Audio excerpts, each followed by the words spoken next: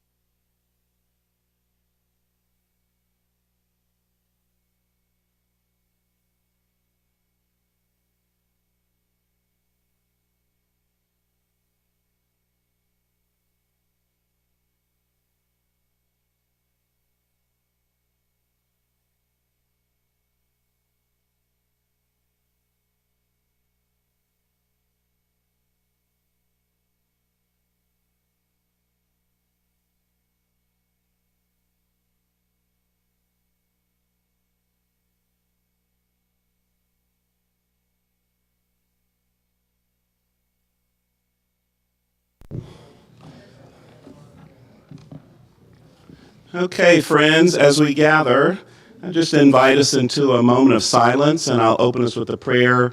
Rabbi Greenstein will start his conversation here at the podium, and then we'll sit for conversation. The Lord be with you. Let us pray.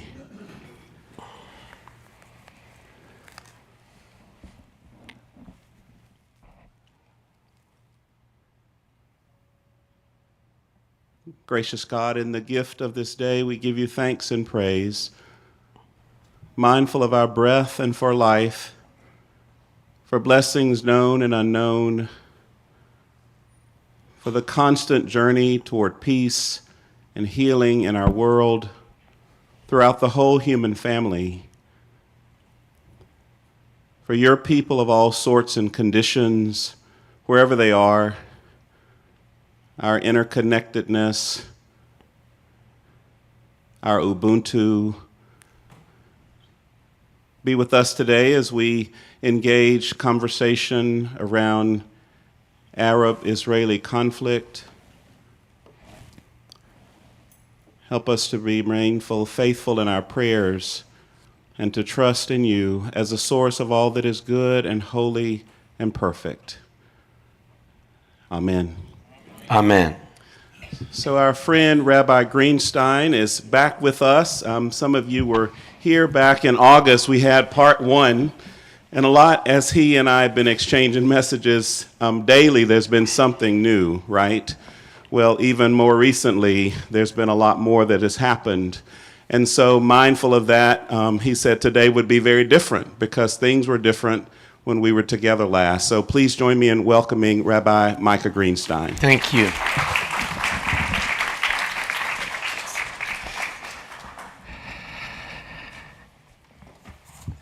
I just wish the world could be like our relationship as a community of faith, where it's love and trust instead of fear and hate.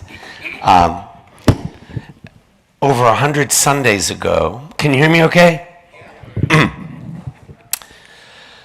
On October 7th, 2023, 251 Israeli hostages were taken, and at least 20 have died in captivity. 48 remain in captivity, but may be coming home right now. And what my rector and friend Ali always points us toward is to be in the moment and to realize the miracle of this moment, that phase one of the hostage deal is happening as we sit here. Before we continue, though, with part two of the Israeli-Palestinian conflict, I want to give the Johnsons credit for doing their homework.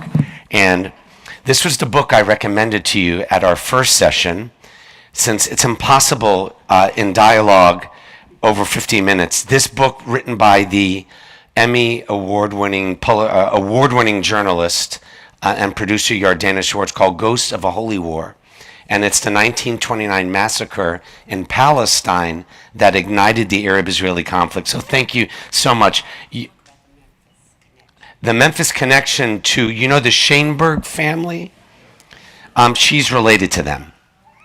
And this is hailed by the New York Times. So I urge you all to read it. So I want to share a few points before we sit and have dialogue. First, the conflict is not between the Israelis and the Palestinians. What is he talking about? The conflict is between governments and innocents. Innocent Gazans, Palestinian people, ruled by an extremist Islamist religious terror group, Hamas, which doesn't represent most of the Palestinian people. And innocent Israelis also ruled by a coalition that most Israelis don't like or trust. Last night, there were 500,000 Israelis with the hostage families waiting for their release. Every time Bibi Netanyahu was mentioned, there were louder boos than you would hear for an opponent in a football game. Every time President Trump was mentioned, loud cheers. So when you trust the President of the United States more than you trust your own Prime Minister, that's what's happening right now. What also I want to say won't change, and I did mention this last week in framing this, is sadly there's a double standard. This is not a defense. This is just an observation. When it's Jews, it's news. That's the double standard.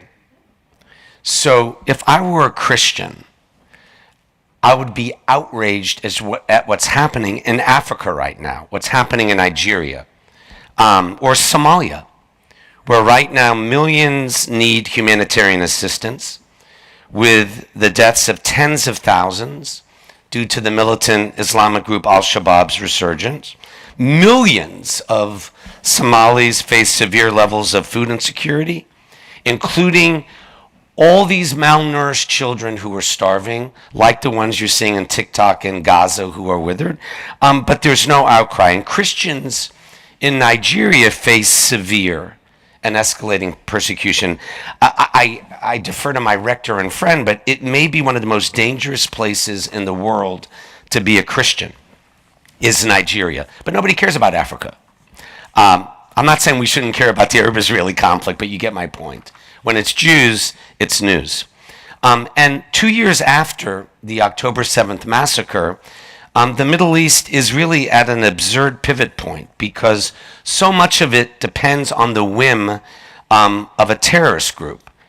When you think about this, the product of what's happened, the disarmament and removal of Hamas, with the hostages returning right now, Gulf money flowing into reconstruction, quite possibly dramatic moves towards normalization between Israel and Saudi Arabia, maybe others. It's a good thing. But I just want us, since you woke up today to come before services, where we are, this binary choice between the abyss and opportunity was avoidable, looking back. The rightward realignment of Israeli politics after repeated elections, the coalition assembled by Netanyahu after the November 2022 election depended on fanatics, and it's filled, the government right now, the coalition, is filled with ex-cons and incompetents. And that's a disaster waiting to happen. He tried to neuter the judiciary, similar to nearby Turkey, And that began within days of his resuming power. What I'm telling you is that before October 7th, Israeli society was torn apart. Mass protests, deepening social polarization. And the Israeli security establishment warned that this would invite attack. Realized that Israel is 1/40th the size of America. So when the 1,200 innocent Israelis were raped and butchered, 1,200 killed. Oh, excuse me, I guess I don't need this. It's a sign from God. It would be like 40,000 Americans, killed within a short time frame. And in a run-up to October 7th, the Israeli military redirected forces to the West Bank, and that was a political decision tied to accommodate radical settlers. So when the October 7th Hamas rape and pillage began, looking back, that was the moment after it happened to demand the release of the hostages, to insist on Hamas surrendering and disarming, and to bring in this multilateral regional Western coalition. And if Hamas had refused, the world would have come to understand that Hamas was the reason for the obstruction. What's happened since is Israel's standing in the world has never been at a lower point. On the Palestinian side, just so you know, it's widely believed that about 65,000 people are dead, over half of them civilians. 90% of Gaza, and by the way, Hamas hiding in the tunnels, 90% of Gaza is destroyed. And according to the Israeli Defense Ministry, 1,152 Israeli soldiers and security personnel have been killed in the course of this war. Think about that, times 40. So what I'm trying to say is that at every pause, looking back, when Netanyahu prolonged the war, he said, Hamas is not yet destroyed. So people, whether they're Jews or Christians or even some Palestinians who wanted both Hamas gone and the hostages freed, could be manipulated into tolerating continuation of the fighting. Are you following me? This is what's prolonged this war, is that terror group needs to go. We're going to destroy them, even though it's an ideology. You'll never get rid of all of religious extremists, whether they're Muslim, Christian, or Jewish. And this hostage issue, I mean, you realize it's 20 living people left with whatever life is left in them. And so this line of we want Hamas gone, we want the hostages freed, is the reason that this war has gone on, and it led to support from about a third of the Israeli population. Earlier this morning I said I have to share this also with my friends at Grace St. Luke's. While it's important to note that in the bigger picture, Hamas bears responsibility for the entire catastrophe, it's also true that Netanyahu's government made a string of disastrous decisions both before and after October 7th. Let me make it plain, a lot of you may know this. The former President Biden and Anthony Blinken had a similar deal to what has been decided. Netanyahu said no. Biden said, his people said, okay. Back in March, in January, after President Trump was elected, remember the Riviera, there was an idea, Trump had an idea as well. And of course that was shelved. But my heart in prayer has been, of course, with the return of the hostages, not just about the 20, for the nation of Israel to move forward and to heal. You have to bury the dead, even if there are 28 coming home in body bags, even if there were 251 original hostages. You have to bring the humanitarian aid in. But my heart goes out to all the innocent Israeli the parents whose kids were killed in this Vietnam-like war since March, and all the Gazans, all the innocent Gazan children and families, because they, in many ways, Hamas, as evil as they are, blew it because the Hamas-Netanyahu enmeshment prolonged this war since March that could have saved more lives. So it's a very hopeful time in terms of phase one. But as someone said, when it comes to phase two, the next phase, disarmament of Hamas, who's going to rule Gaza, the pullback of Israelis completely who are living in fear, and the government, some of whom want to continue this war. There are more holes in phase two than Swiss cheese in your refrigerator. So I just wanted to, because Episcopalians think deeply, not only pray deeply, but think deeply. Anyone who thinks this is going to be easy, just like with facile theology, right? It's all easy. It's complicated. And there's blame to rest all around. Many factors led to the success of today's deal. Yes, the current administration, those who worked before it, the Qataris, the Egyptians. I think the world has had it with this Israeli government, even the pro-Israel Trump administration. But Hamas should have realized that this was the situation if they really cared about their people, and many lives and a lot of suffering could have been spared. So those are just some opening remarks I wanted to share, and now I'll go into the Ollie chair.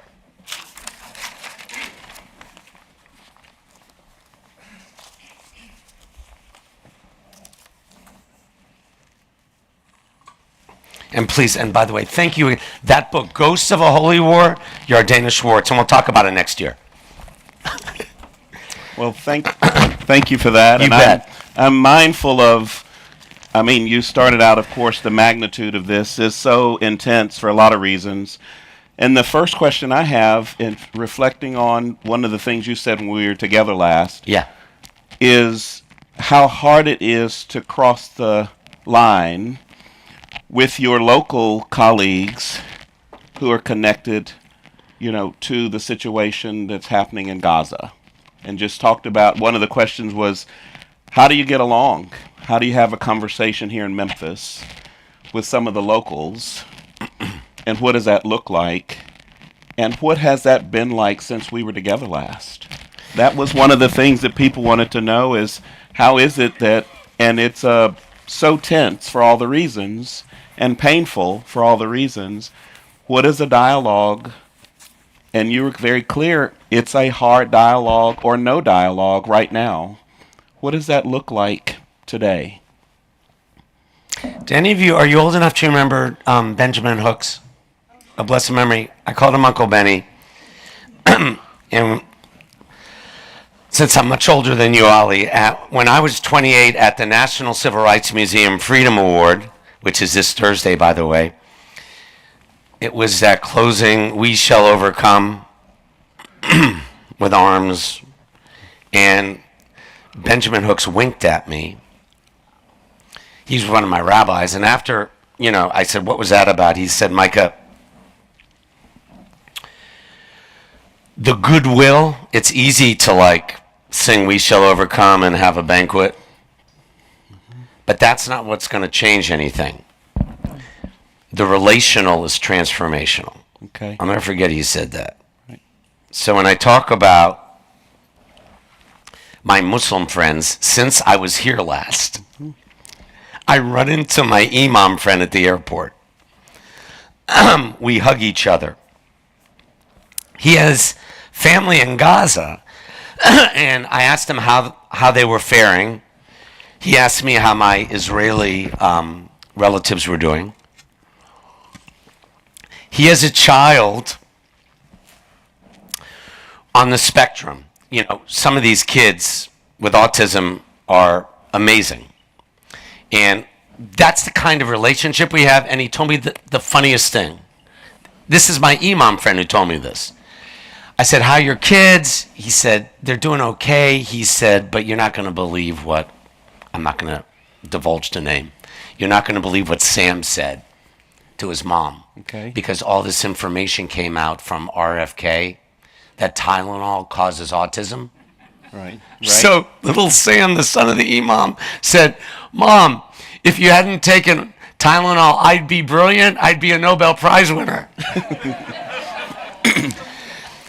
This was a Muslim imam friend. So when you ask how things are going, no, we're not going to have like the forum, like let's hold hands like this and pretend everything is fine. Right. But do I have ongoing relationships with my Muslim friends?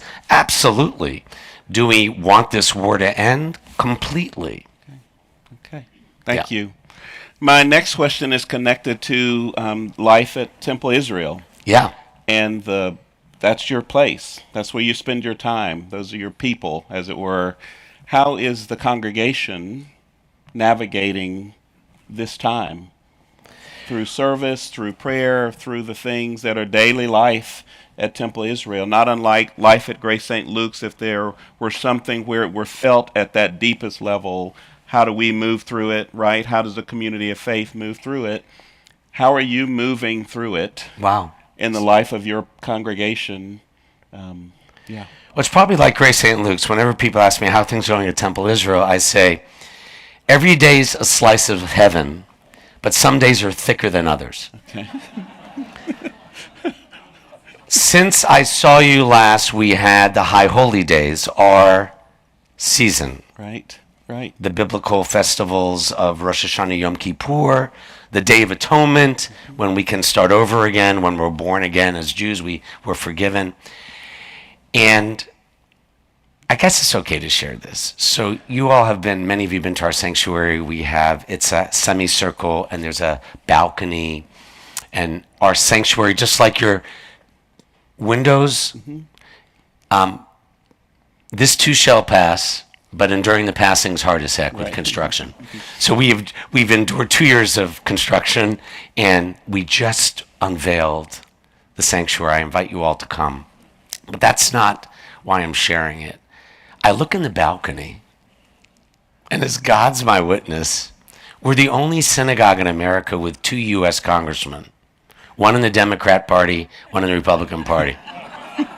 You know their names, Cohen and Kustoff, not the law firm.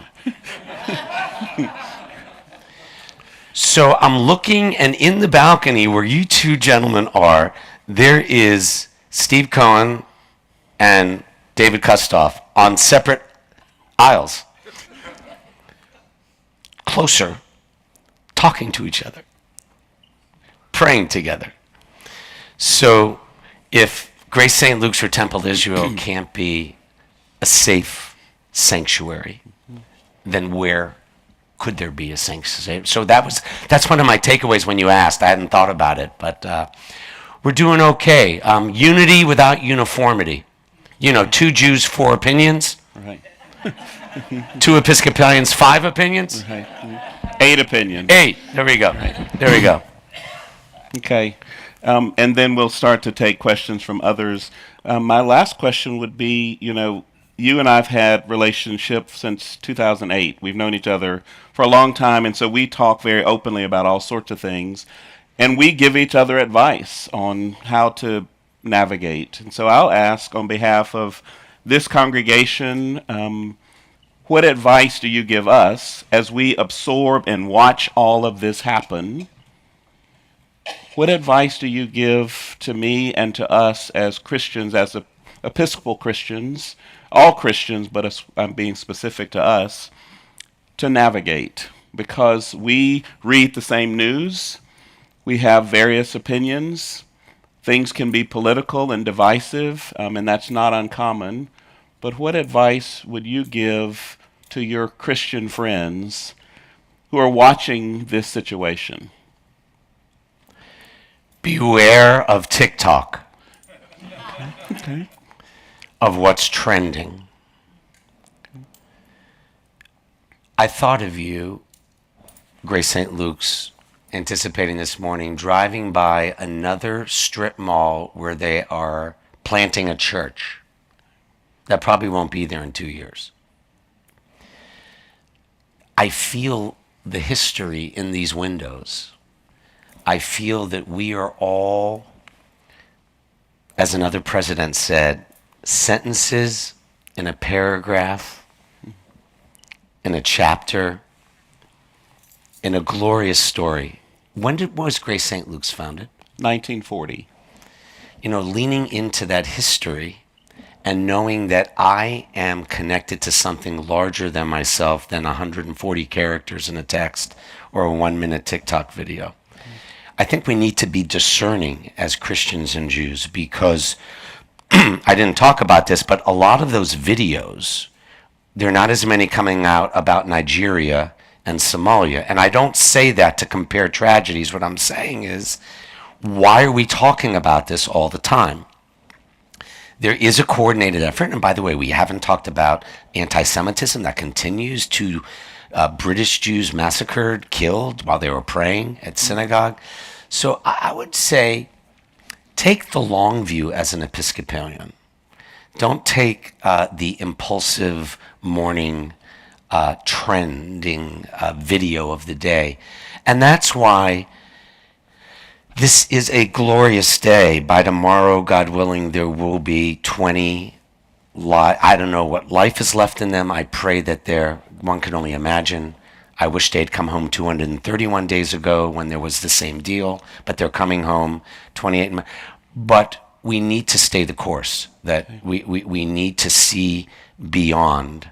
And that's partly what's in this book, that this is not an instant conflict. The roots go back, but also the relations and the hope for peace. Look, I'm trying to think, if you're in Central Gardens and you live next to Central Gardens, you know how the other lives and you want that.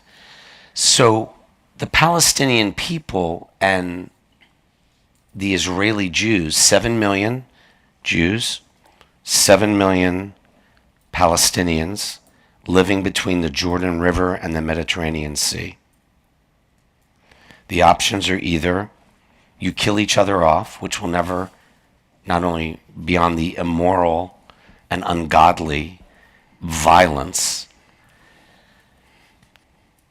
the only option is to find a way. The challenge will be governments and innocents in this country and in that country. So I think it's important that, and here we have an advantage, Ollie, because you come from an Episcopal tradition, I from a Jewish tradition that has a canon, that has a history, that has a heritage, that has a diocese that is connected to something larger. So that's what I would recommend. We are not opening strip mall religious institutions. Okay, thank you. So it's time for questions. I have a microphone here, and I will come to you if you'll raise your hand. We have time. We'll have a hard stop at 10:15. So I need brave initial takers.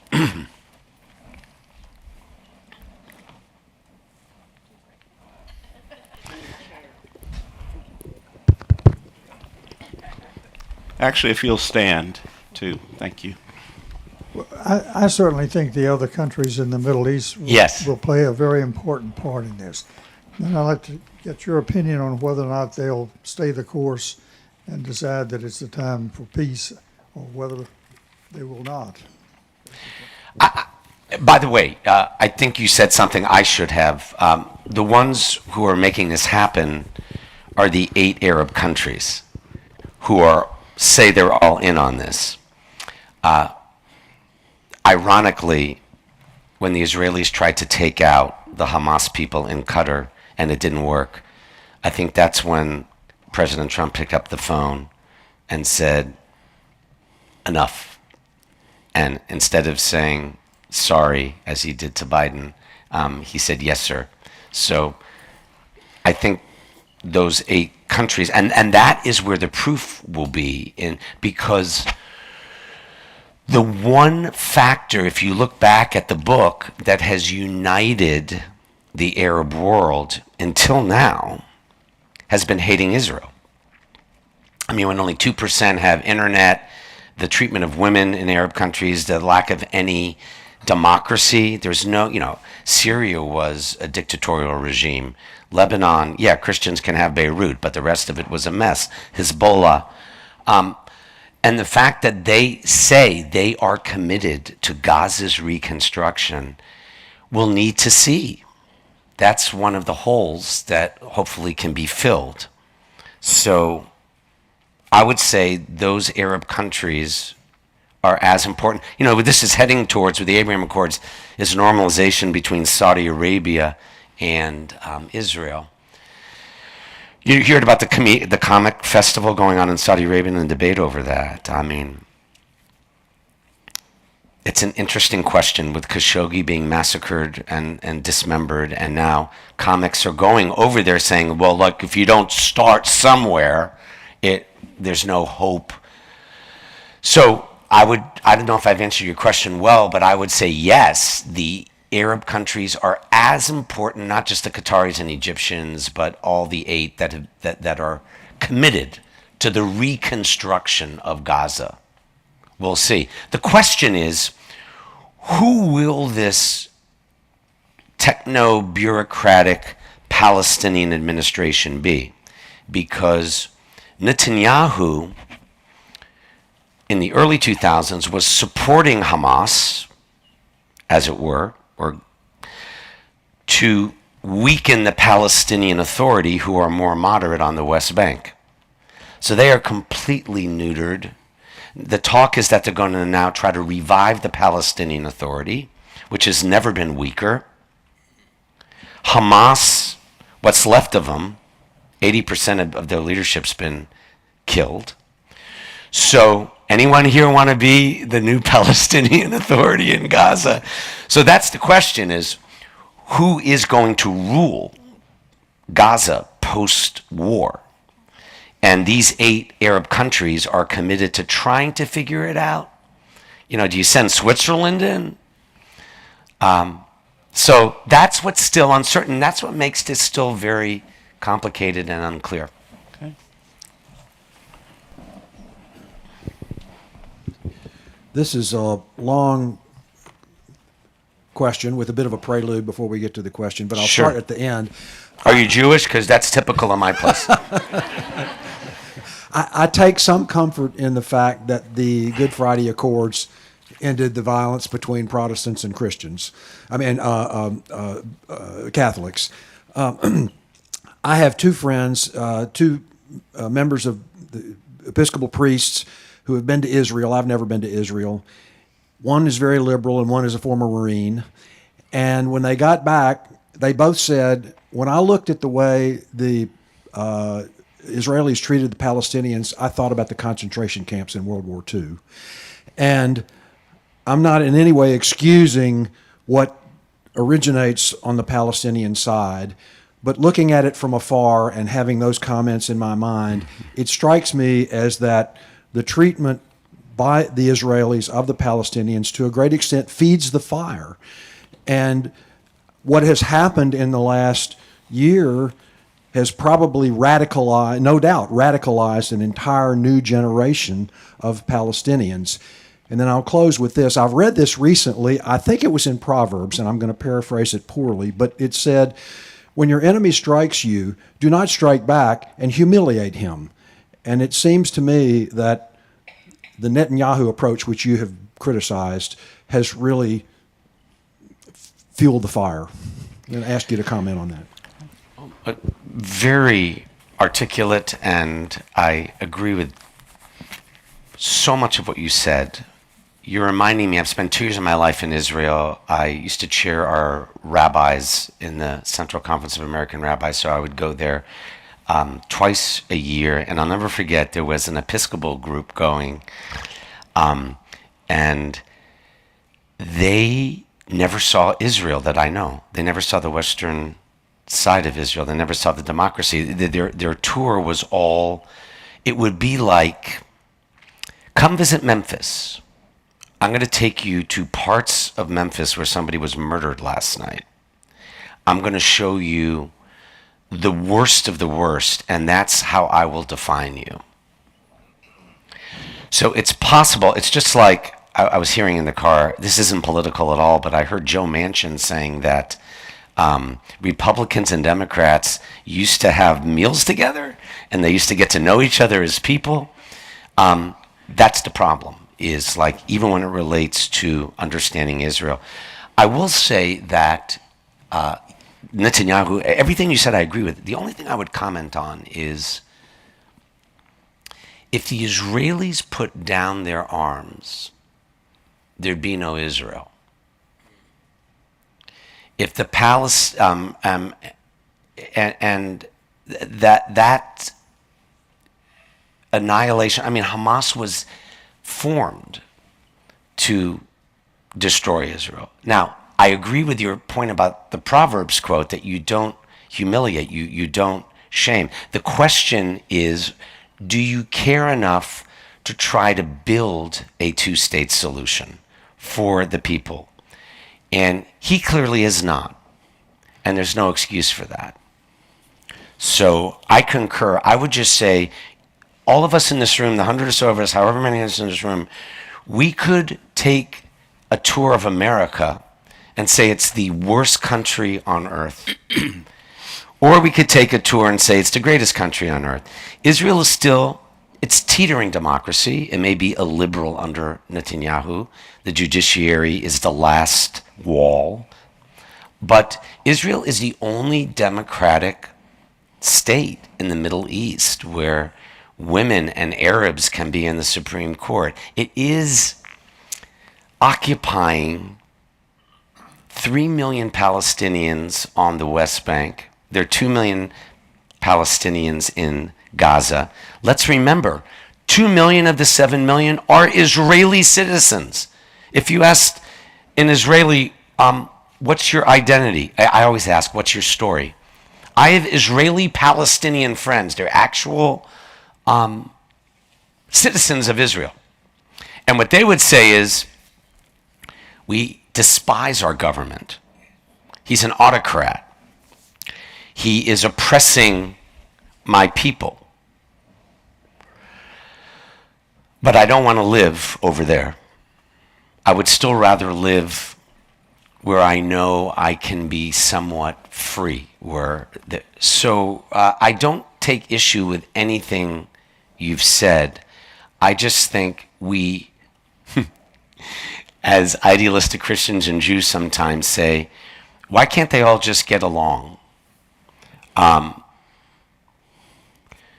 It pains me that the Palestinian people, not just under the Israelis on the West Bank, but under, you look at Gaza since 2005 under Hamas, that billions of dollars have been sent to uplift the people, and they've been used to build 800 miles of terror tunnels underneath. So I would just say, the one thing you should never take away from another human being is their dignity. And that's what they're doing.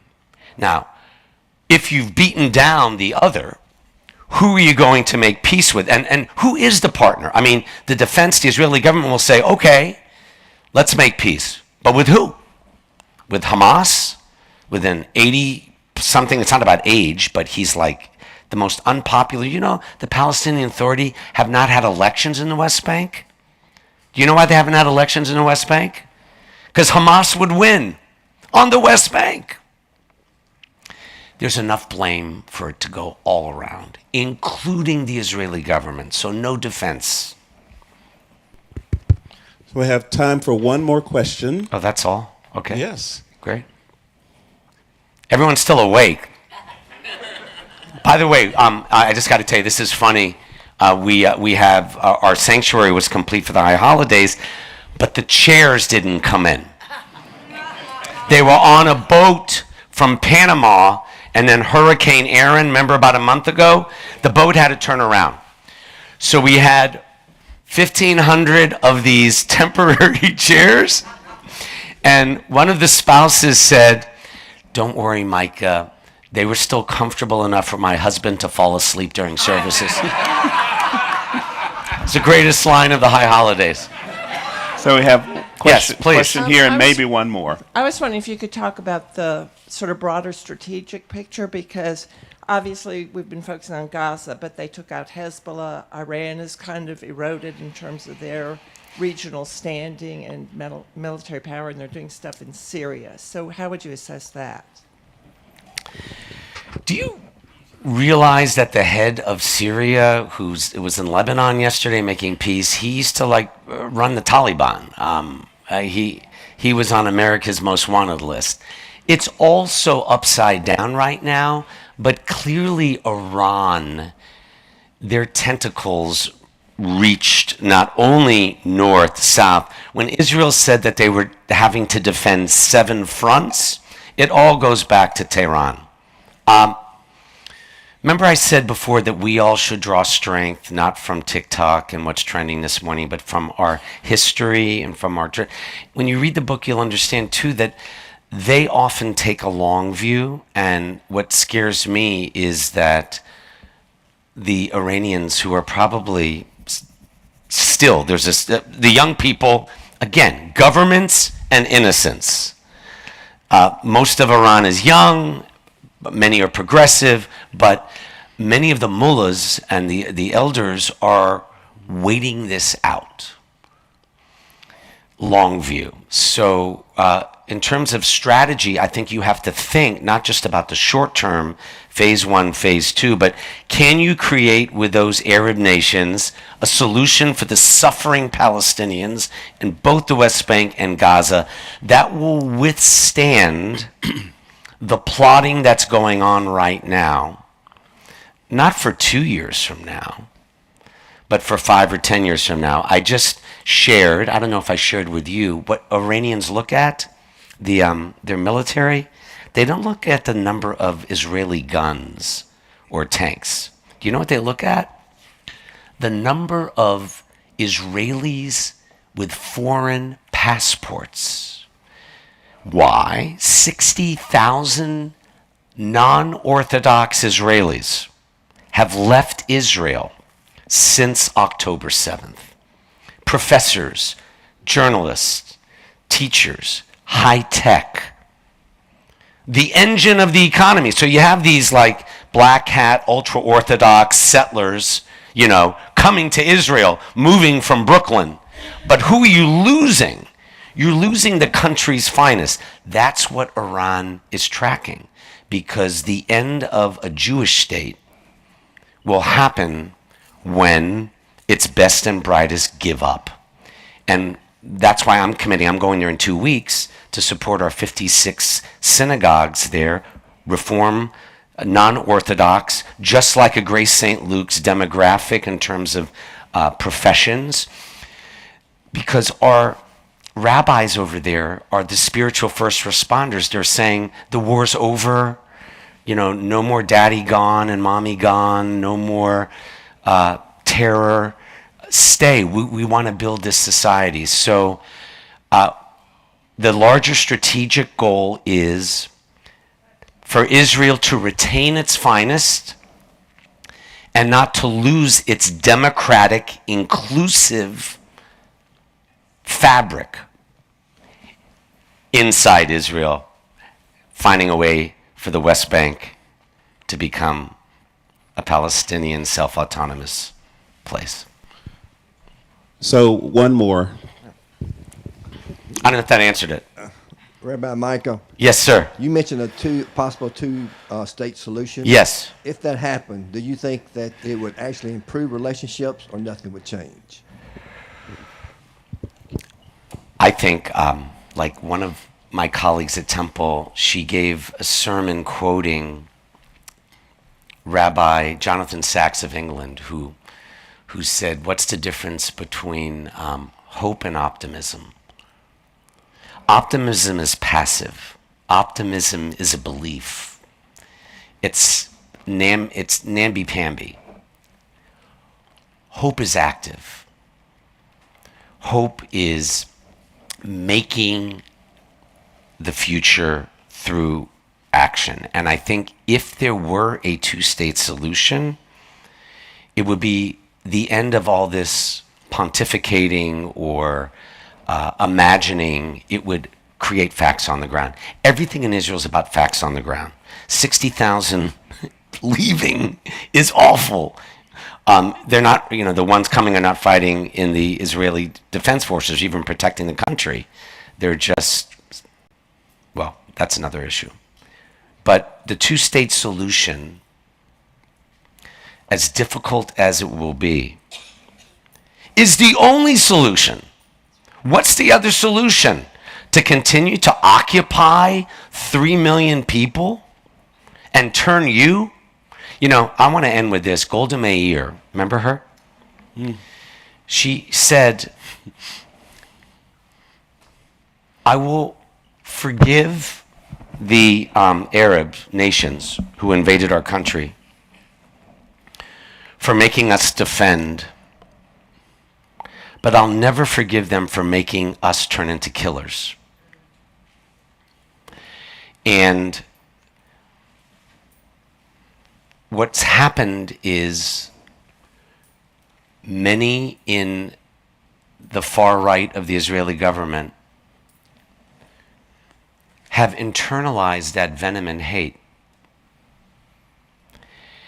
And peace must prevail. There has to be, for Israel to remain democratic and inclusive. It's that simple. So will it succeed? We have no other choice but to push for it, because there are people who are trying to wreck it. There are people who are saying, let's have a one state. One state would be these authoritarians who are a third of the government, a third of the population, ruling over 5 million Palestinians. That's no solution. So you're going to hear a lot of poo-pooing of this two-state idea. But I guess whether you're Episcopalian or Jewish, hopefully you'll relate to this quote. We don't believe in miracles. We depend on them. We rely on them. So I am relying on a two-state solution for the well-being of the Palestinians and the Israelis. Yes, sir.